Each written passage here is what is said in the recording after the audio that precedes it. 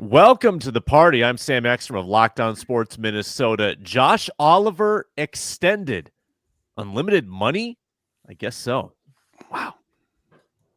I'm Luke Braun of Locked On Vikings. I will be overreacting to every J.J. McCarthy clip you can send me. I need this.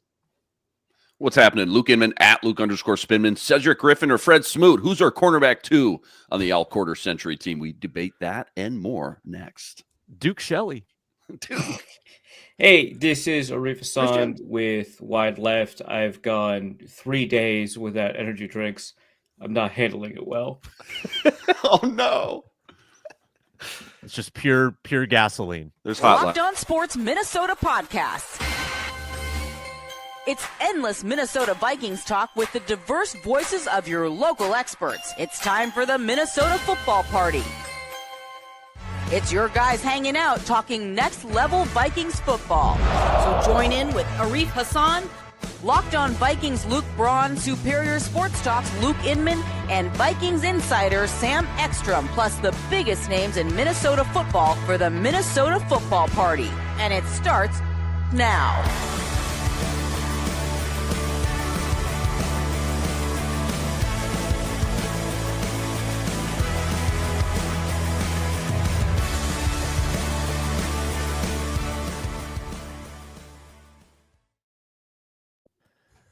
What's up and welcome in to another thrilling edition of the Minnesota Football Party on Locked On Sports Minnesota and the Locked On Podcast Network, your team every day. Thanks for making us your first watch or listen today, and make sure Locked On Vikings is your second one with Luke Braun, producing great daily Vikings content over there.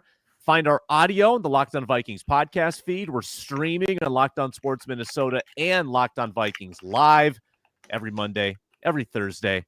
It's all the fun we have here twice a week on Minnesota Football Party. You met the Lukes, you met Arif. I'm Sam Ekstrom. We're brought to you today by FanDuel. Make every moment more. Right now, new customers can get $200 in bonus bets when your first $5 bet wins. It's FanDuel. Our all-quarter century team series continues. We did offense last time. We will do defense this time. Next show, I think we'll do special teams and coaching staff. We'll do like punter, kicker, long snapper, head coach, coordinators. Yeah, and presumably, I just want to get ahead of the coaching staff one. We can only hire coaches in the roles that they were for the Minnesota Vikings. So we can't make Mike Zimmer the defensive coordinator, for example. Correct. Yeah. Correct. And yeah, I don't know how to weight something like a Mike Tomlin situation where you know what Mike Tomlin is now, but what he did for the Vikings in 1 year, it was good. It was a really good 1 year. It got him hired, right? Is that enough? Yeah. That was an incredible run defense. Williams Wall. Where would Mike Tomlin be without the Williams Wall? We ponder that and more as the series continues. We also have a Josh Oliver extension. We'll get into that early, plus the minicamp steam, any reports out of there that caught our eye. Why don't we just start with Josh Oliver? That was the big news of the week, 3-year extension. He signed through 2028. The Vikings are quickly making next free agency a moot point. Like, they are doing all the work now. I looked at next year's free agency crop for the Vikings. Other than the Harrison Smith question, which, I mean, he's not playing anywhere but here. He's either retiring or he's going to be suckered back in for another season. CJ Ham is like the biggest question mark next year. They don't really have money to do outside stuff. So it might just be just a chill free agency where we don't have to worry about losing people, getting people. They just have the team.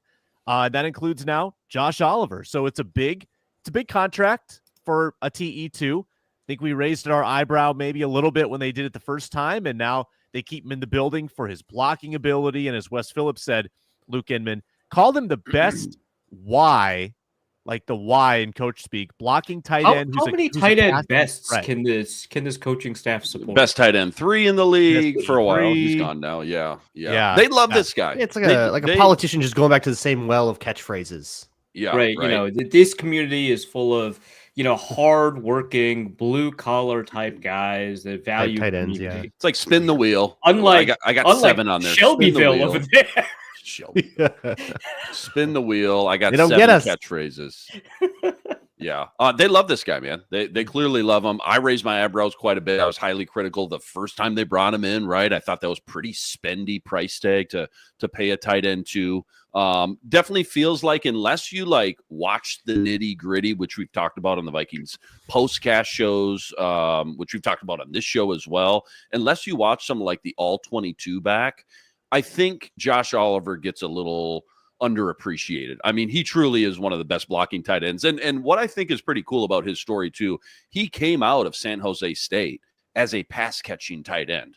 You don't see guys evolve in the block. I mean, when you draft a tight end, one of the biggest things is this guy going to be able to learn how to block in the NFL? Because it's such a different ball game going from college, especially all the different passing concepts. A lot of tight ends are put in the college landscape into the NFL. So the way he has evolved into truly one of the best top three, I mean, I think that's not even like a hot take, top three blocking tight ends in the league. Who's a better blocking tight end? Actually, you're saying top three. I'm like, yeah, hey, no. I mean, I was just flinging out top three because I haven't really sat down and thought about it. No, you're probably right. Is he the best? Can we name 32 blocking tight ends? Can you name 5? Name 5 blocking tight ends. Blocking only tight ends. So you got to lay down some grand rules. What, does Patrick Ricard count, or is he just? Yeah, that's kind of where my mind went. But I I feel like he's a fullback. I feel like he's a fullback. Yeah, he's like 300 pounds. Like, all right, right. I mean, how many targets did he have last year? How many catches did he have last year? Not many. I'll tell you that. Yeah. Well, we can look this up quickly because PFF finally works now. I don't know if any of you were aware, but PFF was like not working for like 2 solid weeks. Pretty good time for that to happen to them. Yeah, I mean, of all the times of the year for that to work, like honestly, but this is the time to like do a large site renovation and like break something. yeah. No, but I would say, well, okay, so I think, this is great. PFF does block percent snap counts. So this is actually useful. So we got, high block percent tight ends include Chris Manhertz, Charlie Warner, Tip Ryman, of course, Tip Ryman. I don't know why I didn't think of it right away. Nick Vannett, Luke Farrell. I don't know. It's not Farrell, right? That would be way too cool. Andrew Ogletree, Darnell Washington, of course, Darnell Washington. John Bates, Brock Wright, and Nate Adkins. And this is just in blocking percent. Okay. So of all this entire, like the top 40 here, I filtered it out 50% of block snaps. Yeah, he's top in blocking grade, which I know Luke Braun loves to defer to PFF on stuff like run blocking grade. Josh Oliver #1. Yeah, in that group. I was using PFF in the one way that Luke Braun might appreciate it, which was as snap charting. Yeah. The contract is pretty light still. He had a couple of void years on his contract as it stood, which changes the math just a little bit. But I think as a percentage of salary cap, I believe his cap burden has gone down. Yeah, I wonder if it's 3 years of the same thing. Right. Probably pretty low next year, too. They don't have a lot of wiggle room next year either. I'm guessing it's pretty backloaded in 27, 28. Yeah, there's a lot. There's what, like 11 million in guarantees or something like that, which will get spread out. And if there's more void years, if they wanted to tack extra void years onto the end of the contract, essentially just re-up the exact same thing, that would spread out even more. But does this clear money? Does this clear money this year for Jalen Ramsey? For Jalen Ramsey, hard to know till we see the contract structure. Yeah, we don't know yet. We not have it yet. And to your point here, Sam, too. Yeah, you're right. I mean, they have checked a lot of names off the list already. Josh Metellus, maybe, is that the only one? I neglected to mention the only one, but it feels like that domino. I mean, rarely do you have a hold in that doesn't resolve favorably for the player. I don't know if I brought the player is saying like, yeah, everybody's doing everything right here, and I'm pretty happy. We'll get it done. Don't worry. Like this is then like cut to Cincinnati. It's different. It's just this is fine dog everywhere. Oh man, he straight up left minicamp. Shamar Stewart, my God, you got a rookie to straight up leave minicamp over his rookie contract, which I agree is and you're like clearly in the wrong. But like on top of that, he is calling out the team directly. He's like, I have no idea what they're doing. This is crazy. The Bengals need to get their stuff together. And you're like, guy, you aren't even an NFL player. And I'm not But saying he's right. He's That's wrong what's for saying crazy. that. Yeah. The Bengals are being insane. And he's like, they should at least pay Trey. And it's like, that's the guy you replace. All right. Yeah. No, I mean, you're right. But like, that's crazy for you to say that. Because there's two guys in the same room dealing with this. So it's like, the Bengals are like, we don't want to pay this guy. So we'll just draft a guy that, by the way, is going to take a couple years to replace him. But we'll just draft a guy. and both of them are like, hey, you got to treat us better. This can't. Look, I get that scabbing is like part of how the NFL operates, but you got to treat the scabs a little bit better. This is why we need to be grateful for the Wolves. They're willing to pay their players. Truly. They're willing to put money into things, and their crimes are mostly victimless. Actually, yeah. Elephant in the room. Ekstrom sounding stuffy, says PHT. What does Ekstrom sound like? Wrong answers only. Let us know in the chat. It's bad. It's bad. Yeah. I want to hear chat give us some Ekstrom sound blank. Let us know what you think. Let us know what the voice is resembling. Other mini camp reports that caught your eye from yesterday, day prior. Not a ton. I was just going to say, it sounds like Matt Daniels is pushing for Isaiah Rodgers to get on the return team, kick return, punt return, whatever that looks like. I'm not sure, but we were talking. I think Luke, you brought it up. I think we were talking about how that's kind of flown on the radar a little bit, and that's going to be, it should be a little bit more bigger storyline. I feel like just considering not only how impactful that area and position is, but also the fact that we have so many boxes already checked. We kind of already know what a lot of the meat and potatoes, the bones of this roster and kind of depth chart's going to look like. So I thought that was interesting because we just haven't heard a lot of verbiage about that position or that battle, I guess, during the OTAs. He's a punt return, kick return will be an interesting camp battle for sure. Yeah, and probably kick return for Isaiah Rodgers. I don't think he's got a great punt return resume. Punt return's always the trickier, more nuanced one. Kick return can be a lot of different guys. But he has had success with it, and I think it's going to be more important this year than it has been in the last 5 years, maybe 10 years with the new touchback rules. So I'm looking forward to that battle. We'll probably see a lot of guys in joint practices, in preseason. I don't know how they're going to handle that in preseason with Isaiah Rodgers. I'm guessing he's a guy who's sitting out. Oh, you can have anybody do it. Have Silas Bolden do it and take the lumps and cut him. It's fine. Yeah. Burrito Bill, where are the new glasses? Oh, they're here. They're here. We just haven't had a fiery take yet. That'll come in the all quarter century defense debate, which is coming up shortly. Any other reports from minicamp that stood out? I've been watching every JJ McCarthy clip I can, like a hawk, compiling, preparing. I'm going to do something real degenerate with it. Film? Please tell me it's a highlight reel, like just a 30-minute YouTube, like Linkin Park backing. That would be great, but Sam was closer. We're gonna Zapruder that stuff. There's already a great clip of him throwing on the run to his left and doing it using a different technique than he did in college. He used to be like Kirk Cousins, where he would cock his shoulders. Like a brutally evil mechanics breakdown of the differences between his mini camp form and his college form. No, another brutally evil film breakdown of the differences between his college form and his mini camp form. Because I did this last year.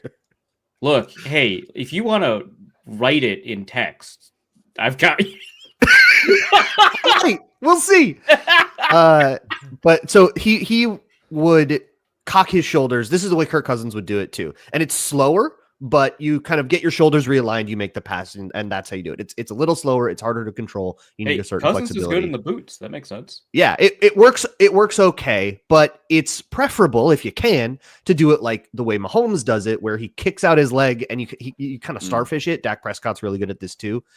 Caleb Williams does it, and it's a little bit faster. It's going to be a little bit of a harder throw. Like you get more velocity that way. And McCarthy's doing it that way now. I feel like the team has released a handful of McCarthy throws that were not like that technically sound. Like he's throwing it a little behind guys. He's still over rotating a little bit. Yeah, he's still coming, and I don't know if that's going to get fixed. I think at this point that's probably just baked in, and you're just going to have some misses that way. I think if you don't fix an upper body mechanic element in the first year that they're in the NFL, you're probably not fixing it. Mm-hmm. Yeah, it's a lot better. It's just not like to perfection. Sure. It's still just a little bit, but it's like you can work with it now. It's viable. It's viable. We talked yesterday on the Care 11 show about like the type of start that he might have, and you know the patience the team may have to have with him. And I got to thinking, like, you know, Chiefs fans probably had this conversation in 2018. We're gonna have to be patient with this Mahomes guy. Like, we're gonna take our lumps. It's gonna be tough early on, but we're gonna stick with him. And then I looked at like how he started his career. Do you remember this? 10 touchdowns. How Mahomes started his career? Yeah, like the first part of the game but of 2018. Yeah, 10 touchdowns, no picks year in his first few games. Averaged 40 points a game. I think he won his first 4 or 5 total. Like, didn't throw a pick until week 5. Just video game stuff out of the gate. I remember my favorite element out of the Mahomes year that he had in his first year, you know, his second year in the league, like real year, yeah, his, you know, his MLB rookie year, is not any of the highlights. Obviously, the highlights were amazing. We got to experience no look passes for the first time, as if Matthew Stafford never did them, which got a bunch of Lions fans real mad. It was fantastic. I love that. My favorite element actually occurred after the season when a Reddit poster, I believe it was like a Jaguars fan, but it was not Jaguar Gator 9, said, actually, Mahomes is overrated, and he regressed Mahomes' stats by averaging his actual stats against the league average stats, and said, this is Mahomes' true talent level. And everyone was like, what? You can't just do that. Also, this new stat is great too. What are we doing? It's just like, yeah, you just got to regress it to the mean. And by that, I mean the league average. It was outstanding. What are we doing? I think Chase Daniel Plainview wins. Sam sounds like Eeyore experiencing seasonal affective disorder. What is Eeyore experiencing seasonal affective disorder look like? He is already. He's already. Yeah, when is he not experiencing some kind of depression? Right. He's literally a character inspired by depression. I don't think public television would be allowed to show children a more sad Eeyore. Right? Like, that's, you can't. Right. You got 12 people at a conference room going, listen, we saw the first cut. You're already told we gotta make some changes with this. Yeah, I can't believe you made Piglet be the one to find him. That's crazy. Okay, we'll do this tease like Eeyore just to pay it off, and then we'll get into the quarter century all defense team. Coming up next, we debate the top Vikings edge rushers of the past 25 years. Come back to the 100-acre wood when we return. Skylight Calendar brings you today's show. Say goodbye to sticky notes, scribbled plans on the fridge, overlapping calendar invites. My life's chaotic. Got 2 kids. Read a lot of Winnie the Pooh to them. That's why the Eeyore was so on point. But their schedules are out of control. We got birthday parties now every weekend. We got activities. We got swimming. We got soccer. It's impossible. We're trying to eliminate those forgotten appointments from the routine. How often are plans getting missed around here? Quite often. Well, it wouldn't happen with Skylight Calendar, which has a 15-inch HD screen. You can color code it, get it all in there, get it all integrated with your family schedule. Skylight's offering our listeners $30 off their 15-inch calendars by going to skylightcal.com/NFL. Skylightcal.com/NFL for $30 off your 15-inch calendar. SKYLIGHTCAL.com/NFL. All right, 3 notes on that, Sam, if you'll permit me. 1, Skylight, great for getting you ready for game time. Got it. 2, we got to get you to do way more impressions. This rules. Yep. 3, I don't think you know who the Elcor are in Mass Effect, but Wow. you also nailed that in your Eeyore impression. Yeah, YouTube that one later. Yeah, Okay. absolutely. That was incredible. What am I YouTubing now? We'll figure it out after the show. Elcor, Okay. Elcor. And Don't then worry, Sam. I got there's you. like a bunch of videos because they're a funny creature in Mass Effect. All right, here are the parameters around the all quarter century defensive team. I'm allowing 2 flex spots this time. 2 flex spots, one in the secondary, one in the front 7. Or the core roster will be 2 edges, 2 D tackles, 2 linebackers, 2 safeties, 2 corners, just 2 across the board, leaving room for a couple of flex spots. Let's start with edge. We should have a Ron Johnson pop in here at some point as well. Edge, Jared Allen, locked number 1. We all agree? Yeah, I think we all agree. I think it's really just number 2. Yeah. Correct. I felt, by the way, I felt like this was a better, like more difficult exercise than offense. Like for a lot of the positions, I thought there were some more reasonable think so, debates. actually. Like when I was going through it, because I did actually prepare. When I was going through it, I was like, "Hey, this is like way too easy." Oh no, I'm just picking my favorite players. These are actually good debates. Yeah, felt like 2. Edge for sure, and maybe even D-line. Edge for sure, though, number 1. Edge for sure. A lot more options, right? And then you get to linebacker, which we'll get to, cornerback, safety. I felt like an obvious number 1, and then when I got to number 2, it was like, huh. Yeah, right, well, given that we only have for a little bit. 2 linebackers instead of 3, I thought it was pretty obvious for me, and I'm certainly willing to hear the arguments. But yeah, for my number 2 edge rusher is Everson Griffin. Obviously, I was debating between him and Danielle Hunter. Brian Robinson just not quite enough to get there, which sucks because he was outstanding. Yep. But I went with Everson Griffin. I think that his history of production with the Vikings is stronger. It's a little bit more consistent.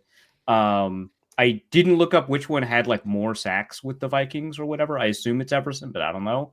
I think it's Danielle. Everson by about 15, I think. Okay, yeah. But yeah, I think that Everson. I think the argument, like both of them were better against the run than I think a lot of non-Vikings fans realized. But I think the argument for Danielle might be that he was better against the run than Everson, especially when you've got like the running quarterback element introduced into the game. But I went with Everson. I went with Danielle, but spoiler, I got Everson as my flex in the front 7. So yeah, and couldn't have one without the other. I did the opposite. I did Everson Griffin and then Danielle Hunter as the flex. Well, if we're talking really hard flex, that one was tough for me because again, like last time we had a debate about whether or not we're building our flexes and our team from a team building perspective, which was kind of the Percy Harvin debate, or if we're just building based off of pure talent. Because I think off of pure talent, I go Danielle Hunter as my flex. But if I don't, I'm going to pick somebody else. Like if I was constructing a team to play in a game, which sucks because I don't want to like leave Danielle Hunter off. But yeah, I'm still thinking of this as like an AP All-Pro kind of logic, where I'm not necessarily trying to like balance skill sets, but I'm just trying to find like the best players. So yeah, I went with Jared Allen, Everson Griffin, and Danielle Hunter. What a rotation! 3 starters on the defense, just like Flores says. Yeah. So I'm just on Pro Football Ref. If I get choppy, okay, status quo. It looks like though Everson 79.5 career sacks with the Vikings in 11 years. In 8 years, Danielle Hunter 87.5 sacks with the Vikings. Oh, look at that! You got fact checks. Danielle got 8 more. It looks like. Inman was not happy to be wrong about the one stat he was confident in, and it turns out he was correct. Thank you. So I'm not going Eeyore on the bit. I'm not going Eeyore on the bit. Okay, but yeah, I'm glad. Let me show you why there was confusion. This is weird. Okay, share my screen. Careful. Okay. Careful. Do you see this? I filtered out defensive ends. Playing for the Vikings. It probably excluded the years that, or the games that Danielle Hunter was listed as a linebacker. Exactly. That's my right. God, that's annoying. That is diabolical. Yeah. That is diabolical. Holy, Yeah, we you got gotta to be come on- up with better words for stuff, man. Yeah, you got to be on top of that, Sam. You got to be That's 3 wrong. steps ahead. You got to be on top of this. Oh my God. Yeah, that's tricky. Okay. Outside Now we gotta- linebacker. Yeah, man. Put him in the slot. Thanks, Ed. Thanks for doing that, Ed Donato. Appreciate it. So with the new filter, Danielle Hunter jumps over Jared Allen actually in total sacks. Not bad. Huh. Yeah. I had Everson my number 2, Danielle with the flex, so I guess it's a little bit of a moot point, but now armed with this new knowledge, I think I'm leaning Danielle now. I think more- it's fair to pick either. Yeah, 1 and 1A. Yeah, I think Everson's pressure production was a little bit better. It was. I think he leads the team in quarterback hits. Like ever? 186. Not even close. The stat wasn't logged for very long, so Yeah, it's probably ever. Not long, but like Oh. not even So close. that can't Number be 1 right with if you have that from like the 70s. You're right. No, absolutely not. No, But of course given not. that Of it's course not. sport radar no, data. 1982. No, is that right? No, there's no way it's Sacks prior- 1982. No, It's sacks probably prior to like 1982. 2012. Yeah, 186. Jared Allen, number 2, 155. So 31 more. Yeah, I was just saying, yes, to your I think point, Everson Griffin's to your point, the pressure pressures. production does help him here versus somebody like a Daniel Hunter. And I'm going to value that a little bit, but yeah, it's so easy to pick one or the other. It's not worth an extended argument, I think. You guys start debating defensive tackle. I got to do an audio reset. I will be back in a minute. You guys go ahead. He's going to come So- back sounding like Rue instead of Eeyore. So we all do the Williams wall because I just put in the Williams wall. I was going to do the Williams wall, Well, but Linval? I was Can we just talk like, about it? Yeah, Linval Linval. it was hard. I went with Linval, but I went with Linval. but I'm it was choosing close. Pat Williams over Linval, like specifically, like directly. I just kind of feel like he did the same thing but more disruptively. But I might be nostalgic. Maybe because here's my take on Pat versus Linval, which again a super tough argument, right? To figure out who you'd rather have. My argument is that I think Pat Williams of the two was a more physically impressive specimen for the amount of weight he was able to move around, which is crazy because Linval has the NFL Next Gen stats record for like mass times velocity or whatever it is, right? Which is crazy. But like I thought Pat Williams' quickness was insane for his over 350 pounds. Yeah. But I think that Linval was a better penetrator and that Pat Williams was a better anchor of the two of them, which is tough to parse out. But I went with Linval because of that.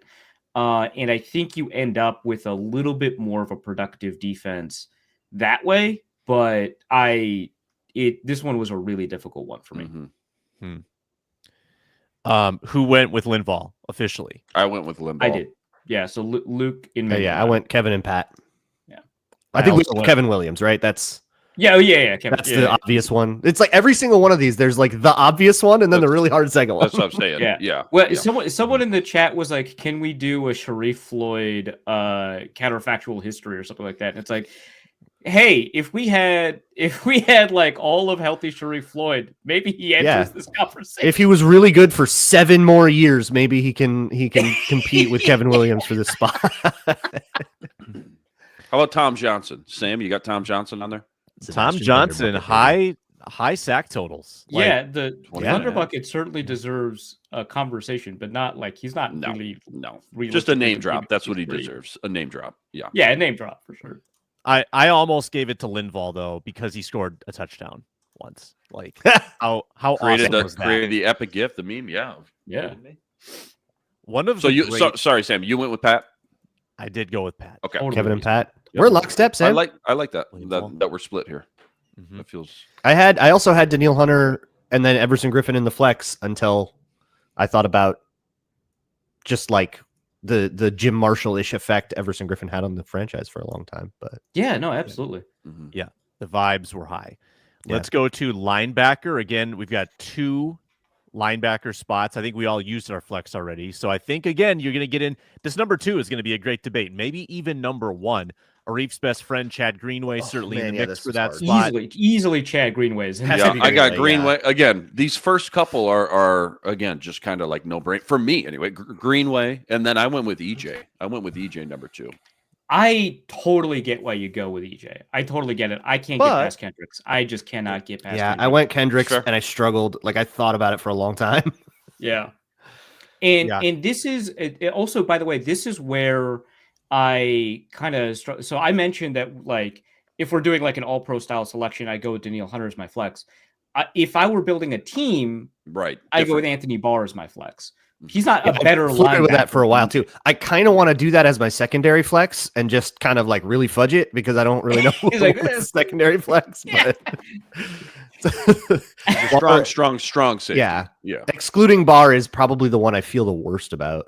Yeah. So that was tough, but I totally understand EJ Henderson. I think as a pure linebacker, especially for the role that he actually played in the defense at the time, it's hard to beat. As a modern linebacker, obviously Kendricks is a little bit more enabled, but you know what it was? It was like I skipped out on Pat Williams and I went Linval and went to 2017 defense. And then coming back around, I had to go a little bit nostalgia, like Luke said. It was a nostalgia. I mean, literally, kind of flip a coin. I had a tough time, though, with both these. You could make a strong case for either one. Mm-hmm. He's like, EJ was the perfect LB1 for his era. Absolutely perfect. Like exactly what you wanted at that time. Kendricks, I think, was perfect in his time, with the ability to pass cover in like the 3-year peak he had from, I want to say, dude, those picks 19 to 21. Yeah. Man. Picks were crazy. Third down plays he made. Yeah. Exquisite. We'll get to the secondary after we get to Ron Johnson, after we get a quick word in next. Brought to you by FanDuel. Today, NBA Finals in full swing. They're on to Game 4. Pacers have the lead. The Stanley Cup is on to Game 4 as well. 2 good series, 2 competitive series. FanDuel makes it easy to bet, easy to stay in the game, whether it's before the opening faceoff, before tip-off, or betting live with player props, same-game parlays. You got performance trends to help inform your bet.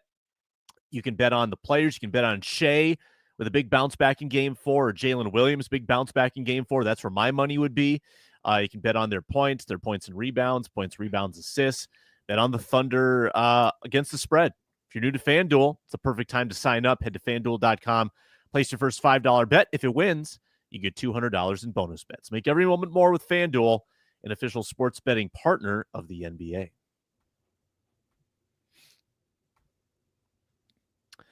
All right, all quarter century team continues after we chat with Ron Johnson. That's not what I wanted. That's what I wanted. Ron, welcome in. I know where you're at, but just remind the folks at home, where are we today? Ron on the road. I'm in Kansas City, Missouri at the Elite One softball invite my daughter got invited out to. So we're in between games now. So we played one game this morning at 8 a.m. and now we're about to play another one at noon. Not bad though. She went 2 for 2, so can't ask anything else. Right. Yeah. Nice. No Patrick and Brittany sightings yet? No, not yet. But the hotel definitely is a Chiefs hotel. There's I've never seen a hotel sell Chiefs memorabilia, but they have like flags and T-shirts and hats. So never seen that in my life. But yeah, are they licensed to, or are they just doing that? I don't know. I didn't we got in late last night about 11 a.m. or 11 p.m. and so the first thing I saw was, I wanted to figure out, they have an old Chicago too connected to the hotel, which is awesome. So an old Chicago tap room. So beer, liquor, everything right there in the lobby. So the parents are looking forward to that tonight. We're more excited about that than anything. Late night pizza and whiskey. You can't beat it. But no, yeah, when I walked in, I wanted to see what the breakfast options were, X, Y, and Z. And then literally it says cereal, fruit, tea, coffee, Chiefs gear. I was like, I've never seen a menu like that. So it's the weirdest thing ever. Yeah, I'd like an old-fashioned pepperoni pizza and Chiefs T-shirt, large. Give me a Chiefs bumper sticker. AFC champs t-shirts. So yeah. Funny. Yeah, it's interesting. Well, Ron, I read a story in the Star Tribune today about just the leadership role that JJ McCarthy is embracing, and I'm curious for you as a player. You've got a young quarterback taking over this team. Mm-hmm. If you're a player, how do you want him to lead you? Like, is there a trick to being 22 and trying to lead like older veteran players? Like, what would you want to see from JJ McCarthy if you're on that team? So I've kind of had it on both sides of it. As a coach, as a young coach, I remember Tony Dungy calling me into his office and talking to me about, like, I had Reggie Wayne, I had Marvin Harrison, I had Pierre Garçon, who was a rookie, but they also had Anthony Gonzalez, who was from Ohio State.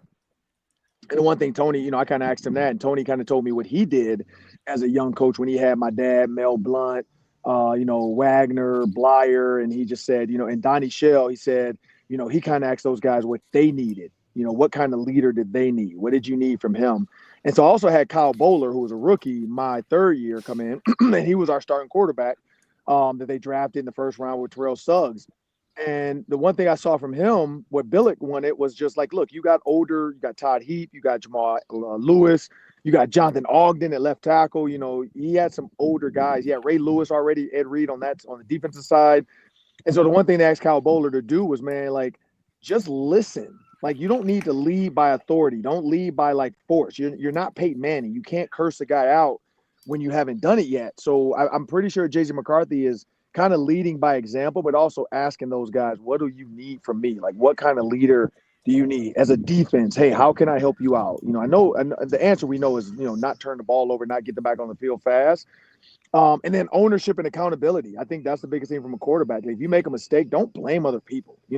Don't come to the sideline looking at the tablet and then being mad like Aaron Rodgers does. You gotta kind of own it if it's your mistake. Like you can see tons of videos. Like the best one I ever saw was Peyton Manning and Jeff Saturday getting into it. And I think Peyton Manning said something like blah, blah, blah. And Jeff Saturday kind of like told him, like, that wasn't the call. Don't change the call. And then when you think about what Peyton did, the next moment, one of the tackles came over and said, hey, get the hell out of our huddle, man. We got this. And Peyton literally came back over to Jeff Saturday and said, hey, I know you got it, man, but just like, let's talk about this before we change the call. And I think that's a leader, like being able to say, it was my mistake. I overdid this call. If the offensive line sees something, man, just tell me y'all see it. Don't get mad when I call. And I think that's what JJ McCarthy's going to do, because he's young. He's going to make mistakes. He's going to put guys in bad positions, but just own it too as a leader. Don't be one of those finger point leaders, because then you'll lose the locker room fast, and then everybody's getting ready for the Cancun. Hey, Ron, I know the NFL's come a long way from 3-a-day practices in training camp, then 2-a-days, and it's a much lighter workload now during these practice sessions. How do you feel? Country club. How do you feel about like veterans, right? Like I think about like a guy like Harrison Smith. Like I'm cool if Harry doesn't show up to OTAs. Like he's done it. I get it. He knows what he's doing. Am I underselling it a little bit though, as far as just like the team camaraderie, we joke about hashtag chemistry a lot, but like even new wrinkles inside the defense, Brian Flores' defense, things like that. Where do you kind of stand on, veterans that clearly have proven their worth in whether it's their defense or offense, but their place in the team, skip it out on some of the summer activity? Yeah, I mean, you got to be there at practice. That's the biggest thing is you don't have to practice. I mean, when you're a guy that's been in the league for that long, you don't have to practice. But you kind of want to be there. And my guess is he's been there in the offseason though for some of this. Like, and Kevin O'Connell even said it. He said, hey, when Harrison Smith called him, he joked about like, we would talk golf, we would talk whatever. And he said, like, I want you tell me when you're ready to come back. And but practice it, no. Here's the thing about the NFL and about Brian Flores' defense. Cover 2 is cover 2, cover 4 is cover 4, cover 3 is cover 3, man is man, single high. We had Theo Jackson on talking about the blitz looks and the number of different ways to blitz. That's the only thing. So if he's like, hey, Harrison, we're playing cover 2, but I need you to be the cornerback, Harrison knows that. Hey, we're playing cover 2. I want you to be the backside safety. He knows that. So there's not a lot of like things that he needs to know. Rookies, yes. Rookies, second, third, fourth year guys trying to make the team, you got to be there because, 3 yards off the hash is 3 yards off the hash. And Harrison Smith could do that in his sleep with his eyes closed. Some of these guys can't do that. And it seems simple enough, and people joke about it. But the number of receivers I see line up in the wrong spot when the coach says get to the top of the numbers, it amazes me at how they don't understand where the top of the numbers are.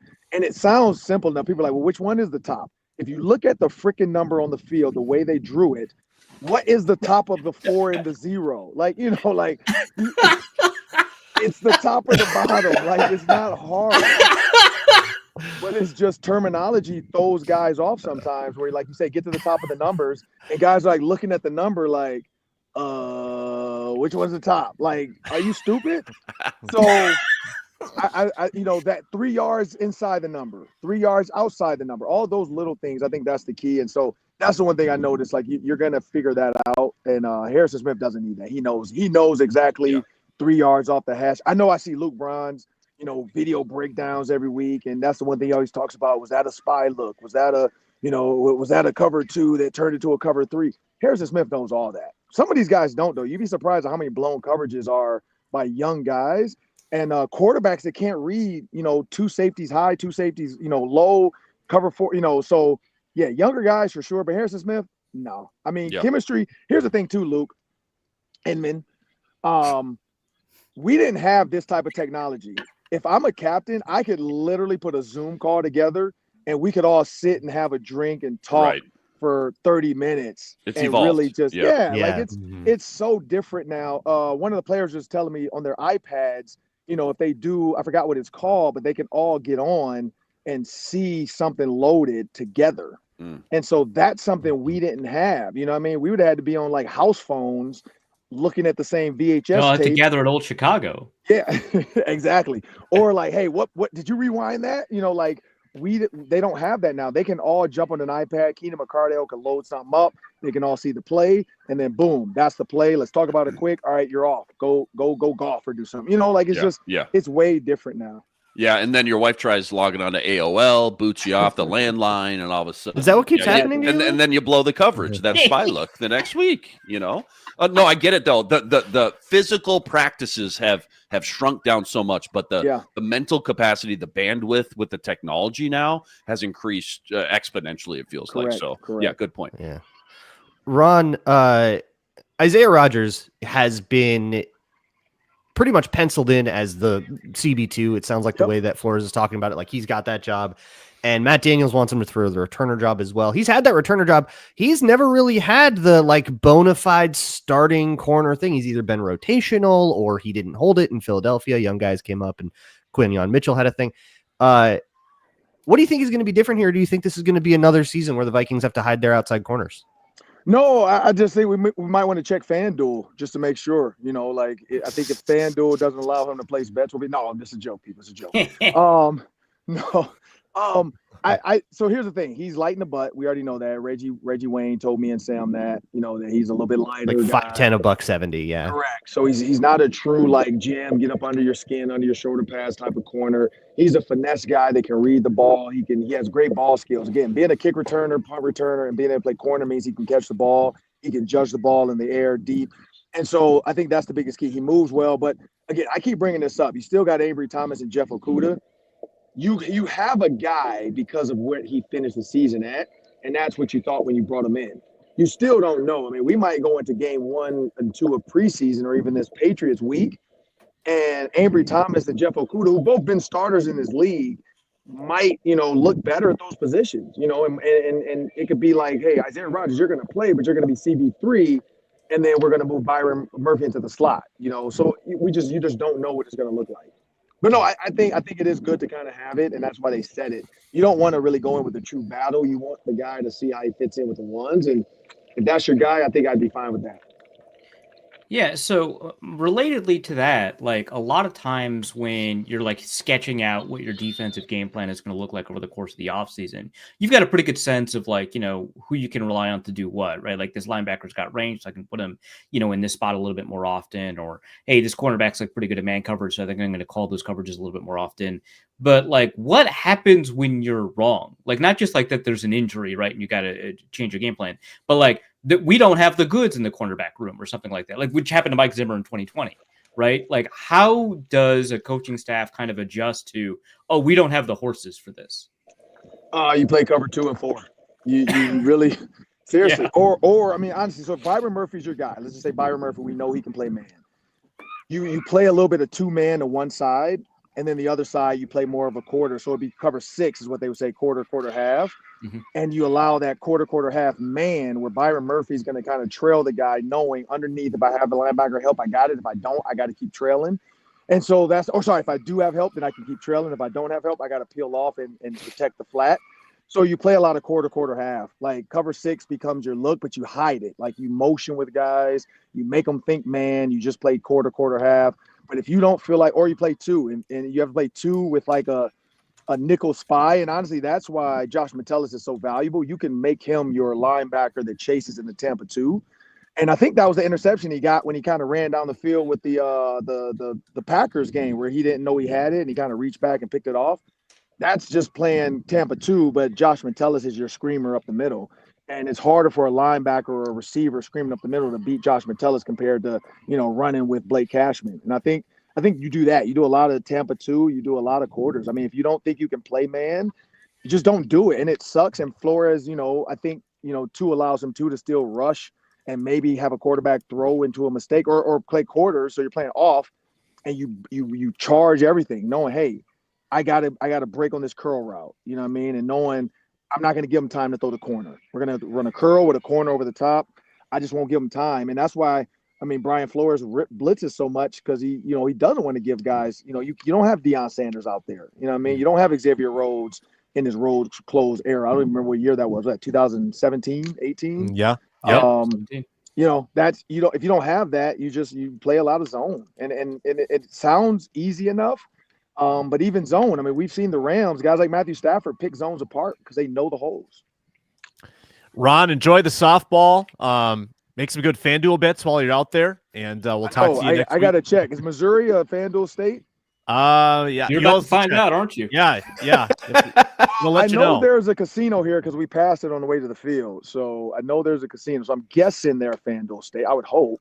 But yeah, I'm when is the next game for basketball? Friday? Is it 2 days off? Probably 2 days off, so it would be Saturday. Yeah, Friday or Saturday. I was very surprised to see the Indiana Pacers won that game. We were driving, so I did not. It's Friday. It's Friday. Okay, perfect. Yeah, so you guys let me. I don't really know. I'm guessing I should probably take OKC because, that's just how it usually goes with this. It's a script. Yeah. The NBA has a script for this. They need to be 2-2 and go to Game 7 for it to be exciting.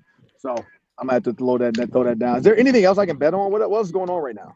You can do all the individual props, right? Like hockey, Ron. That's your sport. Season long. Are there any Vikings? Season Yeah, long. I say, are there any? There's Vikings a couple props right interesting now? basketball games everybody's watching right now.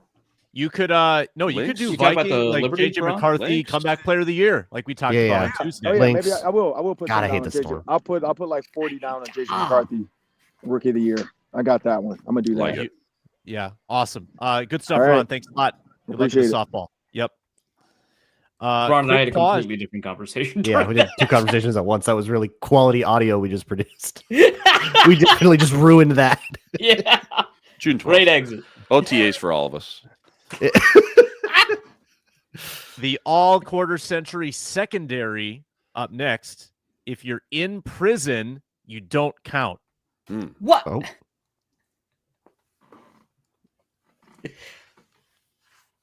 Okay, now I gotta make some Now I changes. need a minute. Yeah, okay, Give me because a I had a minute. whole thing written up. I was like, hey, Well, let's hear Luke it. Braun said that it's on field only, and if you're really about that life, I did too. we have a. I put an asterisk in his name in my notes.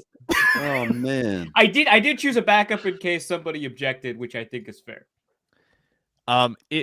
I bring it up because it's a legitimate debate here. It's Harrison Smith, number 1 safety, and then there have been so many good safeties that have come along, but no one most of them didn't play more than 3 years. There's only one hardest hitting safety in the league, which for some reason is not Harrison Smith. It's the criminal, right? It's the guy that should be put in jail or is in jail, should stay in jail for a very long time. It's Darren Sharper, right? Like he was an outstanding safety. It's difficult to argue against that fact. He's on the field, he's a borderline Hall of Famer. Probably not a Hall of Famer, especially because safeties don't get that much play, but borderline Hall of Famer, which I think is more than you can say for any of the guys that we might put here, which I would imagine include for a lot of people Anthony Harris, maybe Josh Metellus if you're feeling spicy. I am. I put Josh Metellus up here. Cameron Bynum, Andrew Sandejo if you're feeling like really. Yeah, you just want to plaster. The Hall of Fame case, I think, relies a lot on his time away from the Vikings, which is not part of this exercise. No, that's a good point. But he was good for the Vikings. He's also still better than all of those. Makes a good point here. Yeah, if we're here by himself, a 3-year run with the Vikings, we should also include Corey Chavis, who also had a 3-year run with the Vikings. I thought about Corey Chavis, honestly. Yeah, for sure. Yeah, I thought about Corey Chavis. I thought about Brian Russell. I'll be honest. I don't have a secondary flex yet. I was hoping that one of you guys would give me an idea that I like because I don't really know. Well, okay, I'm with you. My I don't even have my second safety. I'm still waiting. Now I don't either. On Winfield, which makes my flex probably Cedric Griffin. Right? It's tough, dude. Brian Williams had like 2-3 good years. Cedric Griffin had 5 or 6, though. Maybe 5. But do we all have as corners? Do we all have Xavier Rhodes and Antoine Winfield? Yeah, that's what I got. Yeah. Could I interest you in Josh Metellus as the flex? Yes. I thought about it, but yeah. Would I rather have? It's just hard coming from Jared Allen and Daniil Hunter and Everson Griffin and Kevin Williams conversations, Linval, Pat, to this. It's just such a big drop off. Like 70% of the snaps at different positions. It's just from Jared Allen. Have anyone thought about Madu Williams? Mike Doss. Oh my God. Yeah. Whoa. Mike Doss. Who's your favorite of just sort of this eclectic mix of like 2 to 3 year safeties between Jamarcus Harris, Sanford, Mediu? I like Corey Chavis. Corey Chavis. Yeah, Corey Chavis. But how about Robert Griffin for 2 years, 2000 and 2001? Even though he was older, like it might still be maybe the move. But it's just 2 years. I think I'm going to go with, God, I hate this, but this is because we set up the rules last time. I think I'm going to go with Darren Sharper. Harrison Smith, Darren Sharper. You're just going to do it? You made me pick a morally questionable choice last time, and now I'm going to double down on how deep we can go that well, right? So, Darren Sharper, Harrison Smith. You're likening... Wait. You just likened Matt Burke to Darren No, Sharper? I said it was deeper. I said it's we're doubling down. This is obviously worse. There's no question. Okay. Well, we're at it. Like we're not in your head, how much? Once we tear down that wall, right?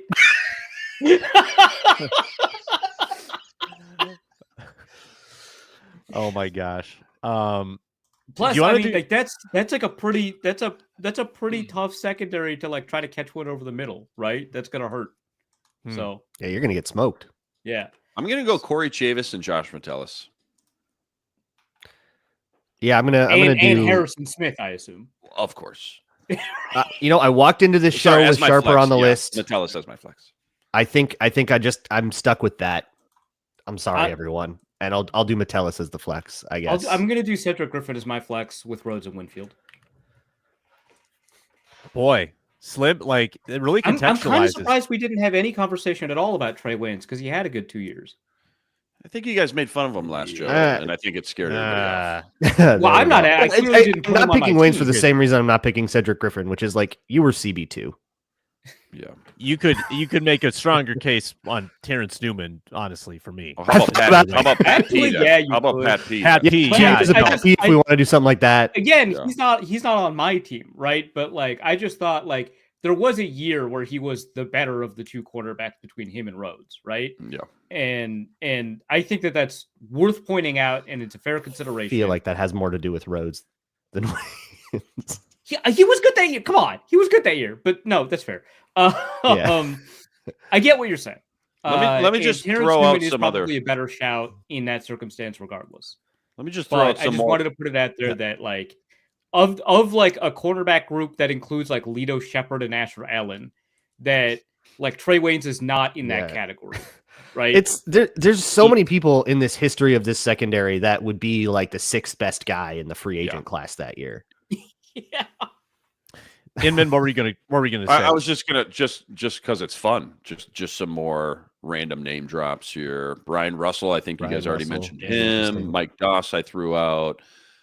Dwight Smith for a couple years. Dwight Smith. Someone in the Dwight chat Smith. mentioned Robert Blanton.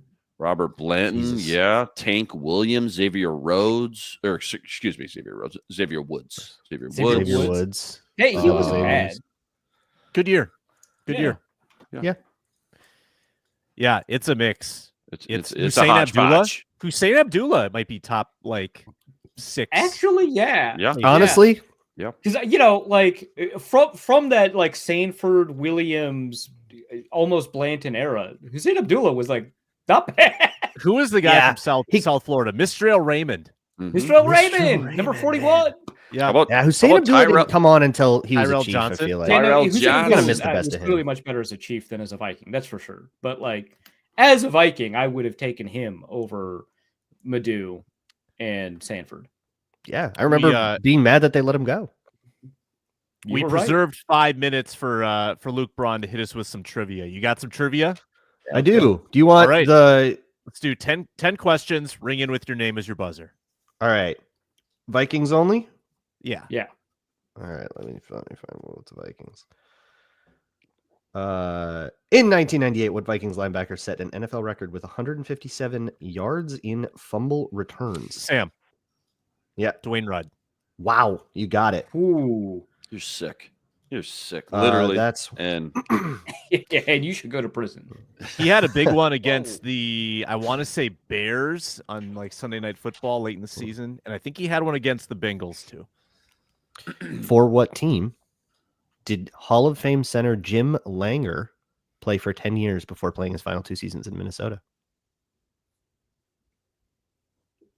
Nobody? I mean, might as well just throw one out here. Throw one out there. You get 1 in 31 chance. Yeah. I can't do it. Yeah, Arif. Throw one out. Pick one. Pick Raiders. Yeah. Not the Raiders. Raiders. Sam. Are you Yeah. kidding me? That's Browns. Not the Browns. Titans/Oilers. I don't know what year we're looking No, at. you're on the right conference. It was the Miami Dolphins. Oh, I was going to say the Dolphins. Yeah, that was my next guess. In 1976, what Vikings receiver set a team record with 210 yards in a game against Detroit? Sam. Yeah. E. White. Yep. That's 2 for Sam. There's a little music. Finally, now I can start trying. Okay. Yeah. Well, now that we got the warm-ups out of the way. All right. What 343-pound offensive guard started 134 games for the Vikings from Sam. 1995 to to Luke. 2004? Yeah. Did you just say I figured- Sam's name? I just assumed Sam was. Is it Sam's turn? I just Yeah, what are assumed the Sam rules was going here? to jump When in you there. buzz Okay, in, Luke, someone what's your else answer? buzz- David Dixon. That is correct. 2-1. We're out of, unless we want to go to other sports, we're out of the hardest category. So this is going to get a little easier now. Okay. They only had 4 hard questions in the whole game. I mean, it's all Minnesota sports. So some of these cards have like a bunch of hockey questions and Okay. stuff that, Yeah. Paul Correa. yeah, the That's next, right. like, it's stuff like what unheralded job put 1998 Vikings Ring of Honor inductee Fred Zamberletti on the sidelines from every game from 1961 through 2011. Sorry, what was the question? Was that the actual What job question? did Fred Zamberletti have? Oh, Arif, athletic Yeah. trainer. Yeah. Oh, that's what we're doing. Oh, okay. That's now the level of difficulty that we're working with. Oh, that's not Okay. the right But kind that of wasn't a setup. real question. No, it was. Yeah. What 9-year Vikings linebacker played 4 seasons with his brother Aaron? Sam. Arif. Sam was first. E.J. Henderson. Yeah. Why is there a why is there a question mark? question We just mark talked after about him that? like a lot. Yeah, That was my number 2 linebacker, man. I started doubting myself based on the wording of the question, but I think I just misheard you. All right, we'll take it. Oh goodness. Yeah, these are like too easy to be interesting. What Vikings quarterback from 1967 to 1969 was the first player to appear in a Super Bowl, Rose Bowl, and Grey Cup? Arif. Yep. Joe Cap. Yep. See, I wish I could find harder ones. All right, Vikings I guess quarterback. He's on you. Ooh, here's one. What Vikings cornerback fell down trying to cover Drew Pearson on a play that decided the 1975 playoff game against Dallas? Ooh. Yeah, I don't got this. Ooh. Arif. Yep. Carl Lee? Nope. He was way later. Yeah, probably was. Sam, Bobby Bell. No. No. The Bobby Bell was a defensive tackle for the Chiefs. Yeah, I was like Bobby Bell. You're probably thinking Gopher? Bobby Bryant. Bobby, this was the other Bobby corner. Bryant. Sorry. Yeah, Sorry. Bobby Bryant was on the other side of the field. What is it? I got nothing. What is it? Nate Wright. Oh, I did know that. Back of my mind. Way back there. I didn't. Though best known as Vikings coach, Bud Grant played professionally for what local team immediately? Oh, wow, there's a typo. What local team immediately after leaving the University of Minnesota? Arif. Yeah, The Minneapolis Lakers. you are correct. Nice. So, what, 2 questions left? 3-3? I have not been counting. I hope somebody 3-3, 2 questions left. I've got it. It's mine like a steel trap up here. 3-3-1. So if I get these Yeah. two, we're all tied. Right. up. You have one, Luke. Yeah. He does. Yeah. This He buzzed in with your name, so I can see why you Yeah. didn't. Do you have 3? David Arif? Dixon. I may have miscounted then. You have 3? In 2007, Vikings rookie Adrian Peterson rushed for 296 yards. Chargers, against Luke. What team? Oh, yep. Arif. Well, God. Okay. I wanted to know what the question was. Well, we just you knew where it was going though. Well, I like maybe it was Already like, said hey, 296. like who else had a record at that game, which I can answer. We don't. Cromartie. Got it, Don't- Luke. 2 points. ding, ding, ding. Okay, man. In 2015, what linebacker became the first rookie in 54 years to lead the Vikings in tackles? Luke, Eric Hendricks. You are correct. Tied up. Okay, this is Final Jeopardy. He did tie it up. Like he was right to Yeah. object. This is it. All right, this is it. What Vikings kicker retired after the 1977 season, holding nearly all the team's scoring records, including Arif. points and field goals? Fred Cox. You are correct. It's Fred Cox. I win. There you We go. come from behind. I had like 0 points when Sam had like 2. Yeah, hot start. Choked it away. Classic Minnesota sports guy Sam Ekstrom. Classic. Yep. If this was wild. I was the 2005 wild card Vikings. Shouldn't have really been in there, but snuck in and You kind of made a little noise. What a game. And I won, so Fun I'm not a season. Viking. More of a Lynx guy Yeah, right now. right. Right. We'll be back on Monday. We'll conclude the quarter century team proceedings, get into some off-season topics. I'll cook up something interesting, and the analysis will continue. What off-season? Vikings talk year-round, twice a week. Audio in the Locked On Vikings feed. We appreciate you watching, listening. Maybe the voice will be better by then. Hope so. Probably not. See you next time.